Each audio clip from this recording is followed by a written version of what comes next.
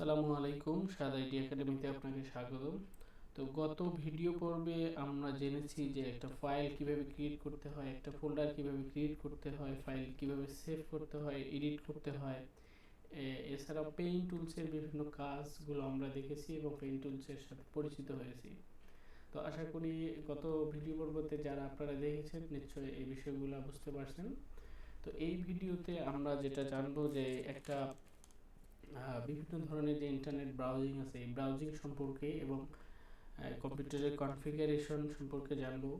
তারপরে ক্যালকুলেটর, আমাদের ডেস্কটপে যে যে ফিচারগুলো আছে লাইক ক্যালকুলেটর আছে, ব্লুটুথ আছে, তারপরে আসলে যে একটা ফোল্ডার বা কীভাবে আমরা আনজিপ থেকে জিপ করব, অপশন থেকে আমরা কীভাবে ফাইলগুলোকে সার্চ দিয়ে বের করবো ইত্যাদি বিষয়গুলো নিয়ে আমরা বিস্তারিত আলোচনা করব।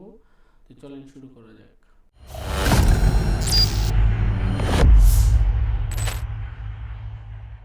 তো প্রথমে আসি যে ইন্টারনেট ব্রাউজিং। তো ব্রাউজিং বলতে আমরা কি বুঝি? ব্রাউজিং বলতে একটা মিডিয়া বুঝি যেটাতে আমরা ইন্টারনেটের বিভিন্ন তথ্য আমরা দেখতে পারি এবং যার মাধ্যমে বিভিন্ন তথ্য সার্চ করতে পারি বা ইনপুট দিতে পারি, যেখানে আমরা স্টোর করে আমরা সারা দুনিয়াকে যে তথ্যগুলো দেখাতে পারি। তো এটাই হলো ইন্টারনেট ব্রাউজিং বা ইন্টারনেট ব্রাউজিং সফটওয়্যার যেটাকে বলা হয়। তো ইনিশিয়ালি আমার এই ডেস্কটপে আপনারা তিনটা ইন্টারনেট ব্রাউজিং দেখতে পাচ্ছেন। যে প্রথমে হলো গুগল ক্রোম, তারপরে মাইক্রোসফট এডজ, ওপেরা এবং আরও আছে যে মজিলা ফায়ারফক্স আছে। তো আমি যদি আমার ডেস্কটপ থেকে কিছু ইমেজ আপনাদেরকে শেয়ার করি যে কত ধরনের ইন্টারনেট ব্রাউজিং সফটওয়্যার হয়ে থাকে। তো ইনিশিয়ালি আমি এখানে 6টা ব্রাউজিং আপনাদেরকে দেখাচ্ছি। যে প্রথমটা হলো মাইক্রোসফট এডজ, তারপরে হলো internet explorer, Mozilla Firefox, safari, Google Chrome এবং ওপেরা মিনি। তো এই যে দুইটা সফটওয়্যার যে আমাদের আছে, যে ইন্টারনেট এক্সপ্লোরার এবং মাইক্রোসফট এডজ, এই দুইটা সফটওয়্যার যখন আপনাদের কম্পিউটারে উইন্ডোজ দেওয়া হয়, উইন্ডোজ দেওয়ার পরে এই দুইটা সফটওয়্যার বাই ডিফল্ট কিন্তু থেকে যায়। এক্সট্রাভাবে এই দুইটা সফটওয়্যার আপনাকে ডাউনলোড করতে হয় না। কিন্তু এই যে সফটওয়্যারগুলো দেখতে পাচ্ছেন, Mozilla Firefox, safari, Google Chrome এবং ওপেরা, এই সফটওয়্যারগুলো আপনাকে কম্পিউটার থেকে অর্থাৎ ব্রাউজিং থেকে ইনস্টল করে নিতে হবে। তো এই সফটওয়্যারগুলোর মধ্যে আগে এই দুটো খুবই জনপ্রিয় ছিল, ইন্টারনেট এক্সপ্লোরার এবং মাইক্রোসফট এডজ। তো কালের পরিক্রমায় এখন গুগল ক্রোম হয়ে গেছে সব থেকে বেশি জনপ্রিয় এবং স্ট্রং একটা ব্রাউজার। তো আমি যদি সব থেকে আপনাদেরকে বেস্ট একটা ব্রাউজার সাজেস্ট করি, সেটা হলো গুগল ক্রোম এবং এরপরে আসলে মজিলা ফায়ারফক্স। তো গুগল ক্রোম দিয়ে যত ধরনের হ্যাকার এই রিলেটেড বা প্রোগ্রাম রিলেটেড যত ধরনের স্ট্রং বা হ্যাক টাইপের কাজগুলো করা হয়, সেটা হলো গুগল ক্রোম দিয়ে। সো আমি সবসময় সাজেস্ট করি গুগল ক্রোম এবং মজিলা ফায়ারফক্স। তো এই গেল যে ব্রাউজিংয়ের, ইন্টারনেট ব্রাউজিংয়ের কিছু পরিচিতি পর্ব। আশা করি আপনারা বুঝতে পারছেন। তো যাদের কম্পিউটারে বা ল্যাপটপে এই সফটওয়্যারগুলো ইনস্টল দেওয়া নাই, আমরা কিভাবে বের করব অর্থাৎ কিভাবে ইনস্টল দিব এই সফটওয়্যারগুলো, চলেন শুরু করি। তো প্রথমে আসি আমরা সার্চ বক্সে আগের মতো। যদি আমি এখানে লিখি যে ইন্টারনেট, এই যে আমার দুইটা সফটওয়্যার এখানে শো করছে, একটা মাইক্রোসফট এডজ এবং ইন্টারনেট এক্সপ্লোরার। তো আমি চাচ্ছি যে মাইক্রোসফট এডজ থেকে আমি যদি যাই, আমি প্রথমে যদি এখানে যে একটা কিছু লিখি, যে সাপোজ আমি আমার এই চ্যানেলটা যদি আমি লিখি যে সাদ আইটি একাডেমি,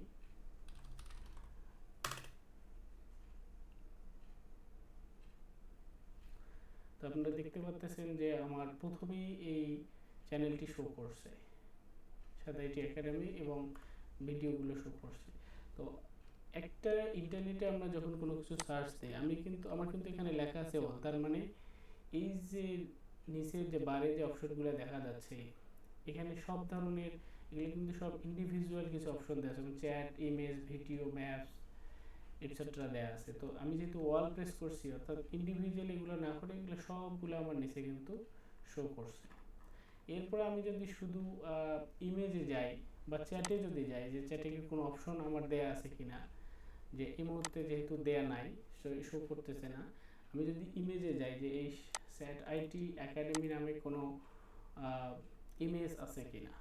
আমি যদি ইমেজে ক্লিক করি তখন আমার কিন্তু এই রিলেটেড যদি কোনো ইমেজ থাকে, এই যে সাদ আইটি সলিউশন আছে, অর্থাৎ ওই নামে যদি আমার কোনো ইমেজ না থাকে বা ওই নামে রিলেটেড বা শুধু সাদ বা অন্য কোনো আইটি বা একাডেমি নামে যে ইমেজগুলো আছে এই ইমেজগুলো কিন্তু আমার এখানে শো করছে। এরপরে যদি আমি ভিডিওতে যাই, যে এই যে আমি ট্যাগটা লিখছি বা এই যে আমি এখানে এই কিওয়ার্ডটা লিখছি, এই কিওয়ার্ডে যদি আমার কোনো ভিডিও থাকে তখন কিন্তু আমার এই ভিডিওগুলো এখানে এই যে সবার প্রথমে এই ভিডিওগুলো আমার শো করছে। দেখেন পাশাপাশি এই সাত নামের পাশে যে দেখেন সাত মিউজিক, সাত লামজারাত, অর্থাৎ এই নামের যে ট্যাগগুলো আছে এই ট্যাগের ভিডিওগুলো কিন্তু এখানে শো করছে। তো এইভাবে হলো যে প্রত্যেকটা জিনিসের আমরা এইভাবে সার্চ দিয়ে দিয়ে দেখতে পারি।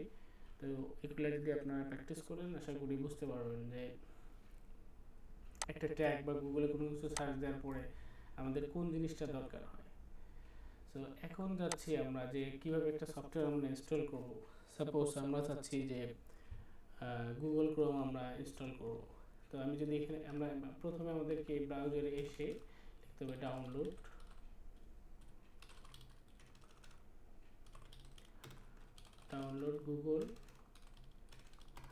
Google Chrome.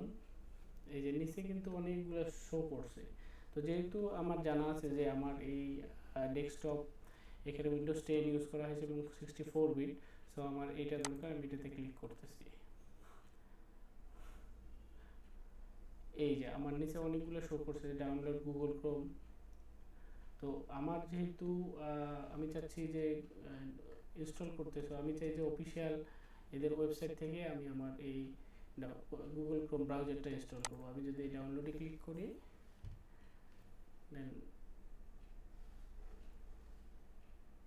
এই যে আমার এখানে চলে আসছে there is a place like Chrome. আমি যদি এই যে এখানে লেখা আছে, কি লেখা আছে যে ফর উইন্ডোজ 11/10, অর্থাৎ আমি উইন্ডোজ যদি 11 ইউজ করি তারপরে এটা ইউজ করতে পারবো, অথবা 10 ইউজ করলে এটা ইউজ করতে পারবো। এটা আমার 64 বিট। জাস্ট ডাউনলোডে যখন আমি ক্লিক করতেছি এই যে আমার সফটওয়্যারটা ডাউনলোড হয়ে যাচ্ছে। আমি চাইলে এখান থেকে ইনস্টল করতে পারি। ঠিক সেমভাবে অন্যান্য যে ব্রাউজারগুলো আছে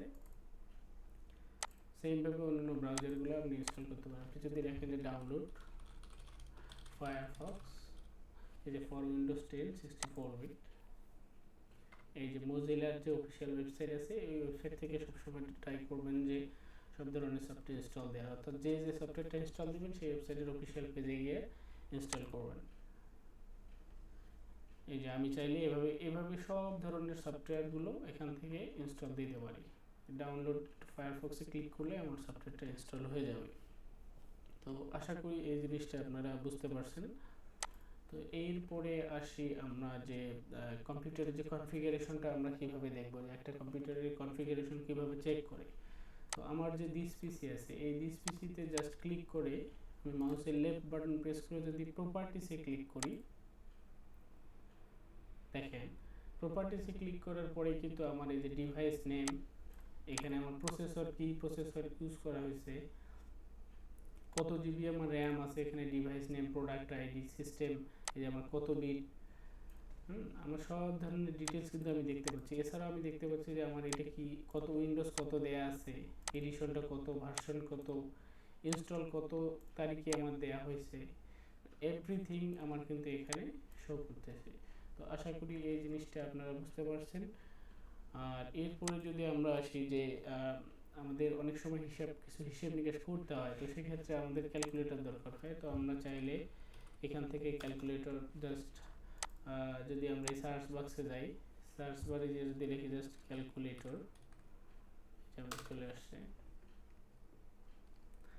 তো এই ক্যালকুলেটরে আমরা সব ধরনের হিসাব করতে পারি। তো এই ক্যালকুলেটরে এখানে দেখতে পাচ্ছি যে স্ট্যান্ডার্ডের পাশে একটা নেভিগেশন বার আছে, এদিকে হিস্ট্রি আছে এবং মেমোরি আছে, এখানে আছে মাইনাস এবং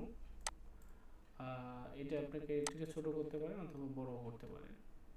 তো আমি এই স্ট্যান্ডার্ডের যে নেভিগেশন বার আছে এই নেভিগেশনে যদি ক্লিক করি এখানে বিভিন্ন ধরনের অপশন দেখতে পাচ্ছি, অর্থাৎ বিভিন্ন ধরনের ক্যালকুলেটর। আপনি চাইলে এটা সায়েন্টিফিক ক্যালকুলেটর হিসেবে ইউজ করতে পারেন। এরপরে চাইলে আপনি গ্রাফিক হিসেবে ইউজ করতে পারেন।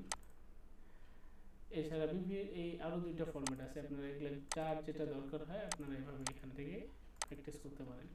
এরপরে এখানে কনভার্টার কিছু আছে, যে কারেন্সি, ভলিউম, লেন্থ। তো যার যেটা দরকার হয় আমরা চাইলে এখান থেকে কাস্টমাইজ করে এই ক্যালকুলেটরগুলো ইউজ করতে পারি।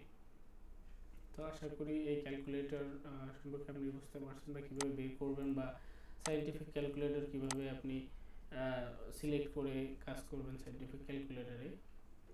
তো এরপরে যদি আমরা আসি যে একটা ফাইল, সাপোজ আমি আমার ফোল্ডার থেকে একটা ইমেজ আমি আমার মোবাইলে নেব, সেটা কিভাবে নেব?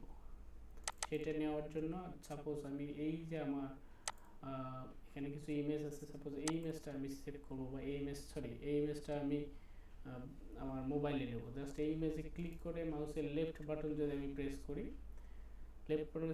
এখানে দেখতে পাচ্ছেন যে সেন্ড টু যদি আপনি আপনার ডিভাইসকে যদি অর্থাৎ মোবাইলকে যদি ইউএসবি দিয়ে যদি আপনার ল্যাপটপ অথবা ডেস্কটপের যে পোর্টে ইনসার্ট করেন, তখন কিন্তু আপনার ডিভাইসটা এই মেইল রিসিভারটির নিচে শো করবে।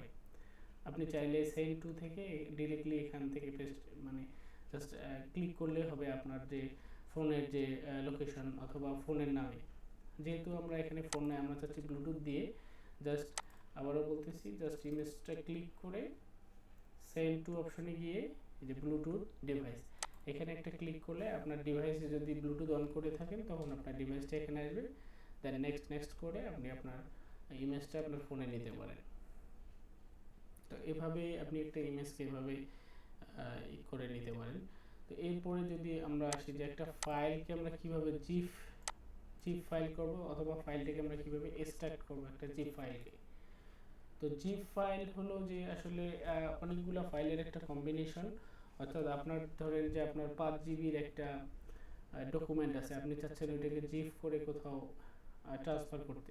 তো সেক্ষেত্রে আপনি ওইটাকে যদি জিপ করেন 5 জিবি থেকে অনেক কম জিবিতে রিডিউস হবে, এবং সেটা একটা প্রোটেক্টেড ফাইলের মধ্যে থাকবে। সাপোজ আমি যদি এটাকে জিপ করতে চাই, জাস্ট এটাকে ধরে মাউসের লেফট বাটন প্রেস করে এই যে এখান থেকে সেন্ড টু এই যে কম্প্রেসড জিপ ফাইল, এই দেখেন আমার এই ফাইলটা কিন্তু আমার জিপ হয়ে গেছে। এখন যদি আমি এইটাকে আনজিপ করতে চাই, জাস্ট আবার মাউসের লেফট বাটন প্রেস করে জাস্ট এক্সট্রাক্ট ফাইল, অর্থাৎ এক্সট্রাক্ট ফাইল আমি এই যে করলাম, এই যে আমার ফাইলটা কিন্তু চলে আসছে, এই যে ইমেজ। তো এইভাবে ফাইল জিপ এবং আনজিপ করা হয়। তো এরপরে যদি আমরা আসি যে একটা সাপোজ আমার একটা এই ডিসপিসিতে গেলে আমার লোকেশন যা আছে, এই লোকেশনে সাপোজ ধরেন আমার এই পার্সোনাল ইনফোতে আমার অনেকগুলো ইনফরমেশন এখানে দেওয়া আছে। তো আমি চাচ্ছি যে আমার একটা স্পেসিফিক ফোল্ডার অথবা একটা ডকুমেন্ট একটা নামে সেভ করা আছে। তো সেটা আমি কিভাবে বের করব? জাস্ট এখানে এই যে সার্চ বারে যাব, গিয়ে যদি আমি লিখি, সাপোজ আমি সাদিক লিখতেছি, লিখে যদি আমি সার্চ দিই, এই যে আমার নামে যতগুলো ফাইল সাদিক নামে লেখা আছে এই ফাইলগুলো শো করছে, তখন আমি ইজিলি পিক আপ করতে পারবো যে হ্যাঁ আমার এই ফাইলটা হয়। তো এভাবে শুধু নট অনলি যে একটা লোকেশন থেকে করবেন বিষয়টা এমনটা না, আপনার ওর পিসিতে যে কোনো ধরনের যদি কোনো ফাইল কোনো নামে সেভ করে থাকেন, জাস্ট এখানে এসে যদি আপনি এই নামটা লিখে জাস্ট এখানে সার্চ দিলেই কিন্তু ওই ফাইলটা আপনার এখানে সার্চিং হবে এবং নিচে ওই নামে ফাইলটা শো করবে। তো এই গেল মোটামুটি কম্পিউটারের পরিচিতি। তো আশা করি আপনারা শুরু থেকে যে ভিডিওগুলো যদি আপনারা দেখে থাকেন, বেসিক কম্পিউটার সম্পর্কে একটা ফুল কনসেপ্ট পেয়েছেন, এবং আপনি যদি সবগুলো ভিডিও দেখে থাকেন তাহলে আমি বুঝে নেব যে আসলে আপনি ইনিশিয়ালি এই কাজগুলো করতে পারবেন এবং খুব ভালোভাবে আপনি শিখতে পারছেন।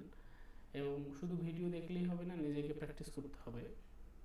তো আশা করি আপনাদের এই ভিডিওগুলো যদি কাজে লাগে, দয়া করে ভিডিওটি আমার চ্যানেলটি সাবস্ক্রাইব করবেন, সাবস্ক্রাইব করে পাশে থাকবেন। এবং পরবর্তীতে আমরা এই চ্যানেলে মাইক্রোসফট ওয়ার্ড, এক্সেল এবং পাওয়ার পয়েন্ট এই তিনটার আমরা সিরিয়াল ওয়াইজ কিছু ভিডিও শেয়ার করবো আপনাদের সাথে।